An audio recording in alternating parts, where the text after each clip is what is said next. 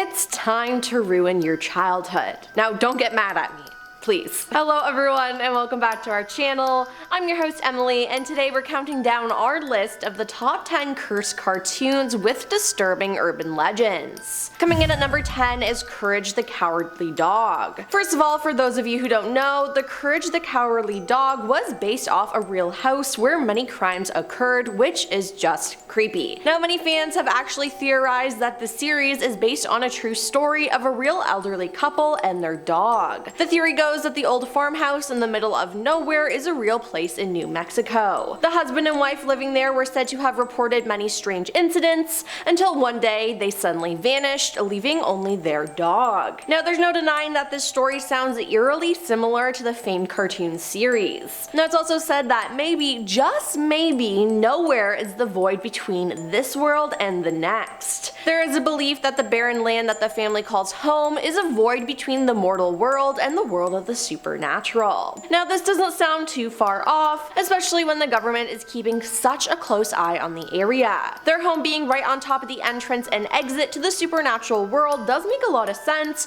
and explains why Courage and his owners are common targets for the supernatural. Regardless, this show has just always creeped me out. Number 9. Edd and Eddy. Did you ever wonder why we never saw Edd and Eddy's parents and why they were always stuck in the cul-de-sac? Well, this theory says it's because they're all stuck in purgatory. For example, Rolf spends most of his time with farm animals because he died in 1903, Eddy is so obsessed with money and wealth because he died during the Great Depression, and Edd loves comic books so much because he died right as their popularity soared near the end of the Second World War. Now according to the theory, the children of the cul-de-sac each hail from different eras spanning the early 1900s to the early 2000s. This would explain why the year for the show is very hard to pinpoint. Also, evidence to support all of this is that they have green-blue tongues, and the tongue does in fact turn a bluish shade when you die. The summer is endless in the earlier seasons, and the whole series takes place in the same area. Number 8. Rugrats. This is the most popular cartoon theory, and it is one that I believe with my whole heart. In this fan theory, it turns out that all those adorable babies on Rugrats were nothing more than projections of Angelica's mind. We all thought Angelica was just moody because of her age and spoiled upbringing, but here it's said that her attitude is actually due to the traumatic events of the Rugrats' deaths. It seems like she's hallucinating all of this. Chucky apparently died with his mother in a crash, which is why his father is always overly worried about him, and Tommy was a stillborn, which is why Uncle Stu is constantly making toys for the son he never had. As for the DeVille twins, they were just a projection of a terminated pregnancy, so Angelica projected them as identical twins since the gender remained unknown. Now it's said that the only baby that actually exists is Dill. She can't manipulate him to do anything because he is real, and this caused her to lash out on him. She hit him so hard on the head he suffered brain damage. Now this can be seen in the sequel to the Rugrats series, All Grown Up, as Dill always wears a hat of some kind to cover his scars. Yeah, this idea has always freaked me out. Number 7. Phineas and Ferb. The Phineas and Ferb theory says that the real Candace has lost her mind due to repeatedly bad things happening in her life. The theory says that Phineas was her little brother and he was bullied a lot in school because the other kids thought he was too nerdy. One day a bully punched Phineas in the head really hard and it ended his life. Then Candace couldn't deal with Phineas's death, so she built an imaginary world where he was still alive and playing with her stepbrother Ferb. Now Ferb has a disability and can't talk or do much, but she imagines him and Phineas going on great adventures together. The real reason why her mother can't see the things that Phineas and Ferb build is that, well, they simply aren't there. And the more Candace tries to convince her mother, the more crazy she becomes, and that leads us to Dr. Doofenshmirtz. He's actually Candace's psychologist whom she's been seeing twice a week. Now it started to put a strain on the family to try and pay for all these expensive doctor visits though, and in desperation her mother had an idea to write down all the fantastical stories Candace was telling her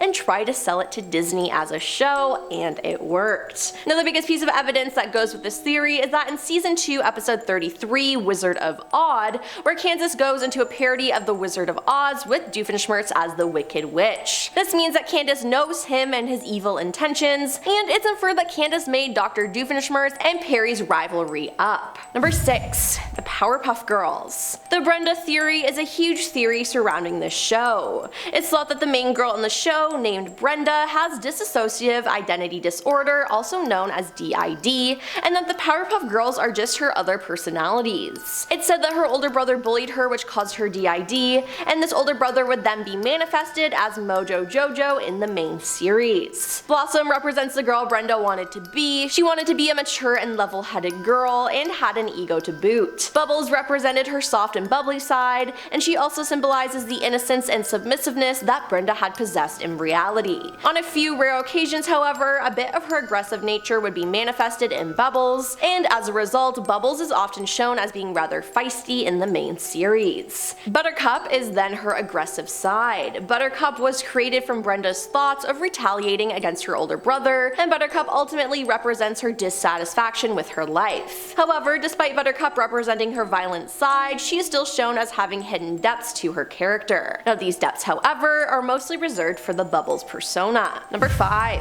Bob's Burgers. It's said that Bob is the only living member of his family, and the reason the other characters are present is because Bob is having a psychotic break. As seen in season 1, episode 1, the restaurant is reopening for the 4th time, following a series of tragic accidents, which are seen briefly in the opening of every episode. With each accident, one of his kids dies. However, Bob loses it beforehand with Linda's death. After Linda died, Bob opens the restaurant and decides to have it near the funeral home because he can't let her go. This lack of acceptance leads to him hallucinating Linda around the restaurant. Furthermore, Mort, the mortician, frequents the restaurant because he is aware of Bob's delusions and wants to check in on him. Bob then further loses a grasp on reality with the loss of his kids, and he descends into madness. Number 4. Scooby Doo. There is a theory saying that since the first Scooby Doo cartoon started in the late 60s, it was set during the Vietnam War. Now because the army was drafting teens at the time, the gang was forced to run away from home to relocate to Canada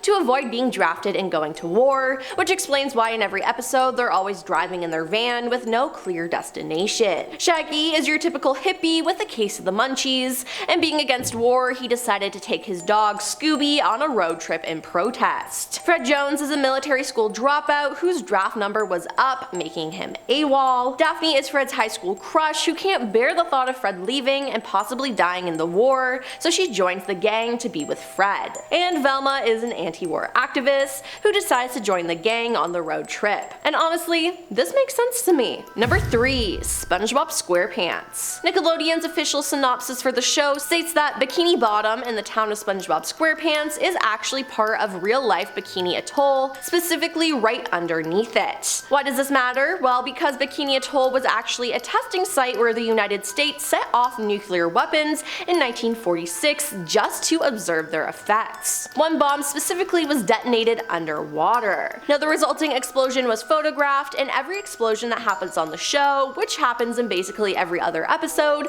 is the exact replica of the photographed explosion.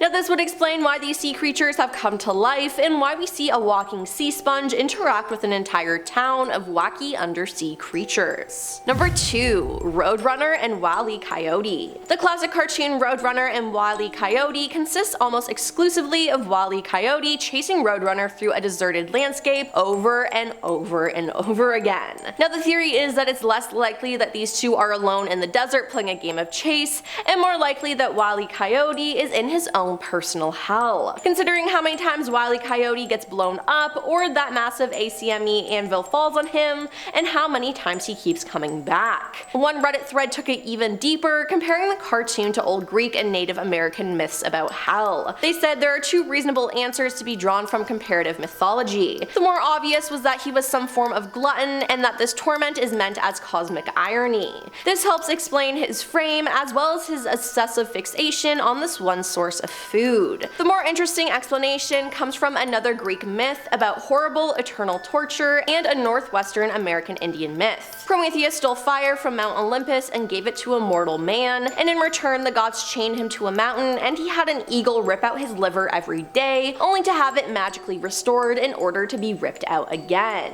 In Karuk Native American mythology, it was a coyote who stole fire from the mountaintop. Match these 2 myths together and you get Wile E. Coyote stole fire from the gods and is therefore eternally tormented by a bird, aka Roadrunner, on a mountainside. Yeah, that is dark. And coming at number 1 is Pokemon. Pokemon has been on television for over 2 decades now, and Ash Ketchum is still 10 years old in the latest iteration of the series. Now, characters not aging is a common thing in most cartoons, but in the case of Pokemon, where Ash has experienced several years of adventures and mentions those events, it's a little weird he hasn't aged a day. Now, the reason behind this may be Ash slipping into a coma towards the start of the series. In this theory, Ash Ketchum fell comatose after his bike accident in episode 1, and everything after that is a dream. The people he meets are a manifestation of his inner psyche, and the adventures are trials he must overcome to escape his own mind and return to the real world. Now, this theory does make sense, as it also explains how Ash is constantly discovering new Pokemon that presumably would have been around since the start of his journey. Well, that's all for our list of the top 10 cursed cartoons with disturbing urban legends. Do you believe in any of these? Let us know in the comments down below, and don't forget to like and subscribe to our channel while you're down there.